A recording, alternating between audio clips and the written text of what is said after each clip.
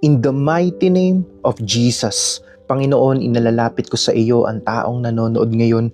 Ikaw ang nakakakita ng lahat ng dinadala niya.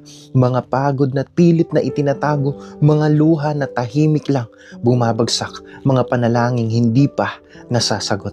Panginoon, hipuin mo ang puso niya sa sandaling ito. Kung may sugat, pagalingin mo ito. Kung may takot, palitan mo ng tapang. Kung may panghihina, punuin mo ng bagong lakas. Break every chain, heal every pain. Hope will reign. Panginoon, balutin mo siya ng iyong kapayapaan. Ilagay mo ang iyong kamay sa kanyang isip. Tanggalin mo ang bigat na matagal nang nagpapabigat sa loob niya. You are near, you are strong, you belong. Panginoon, ibalik mo ang siglang nawala. Buhayin mo ang pangarap na muntik nang mamatay.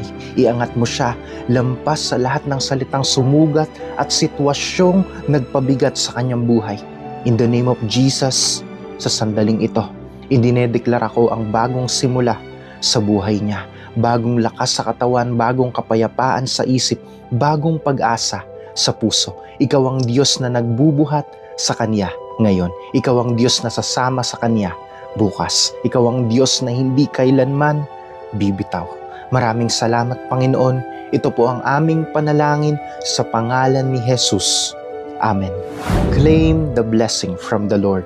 Comment down below your prayer requests para maisama ko po sa aking personal prayer. Share this prayer and always remember, this is all for Jesus.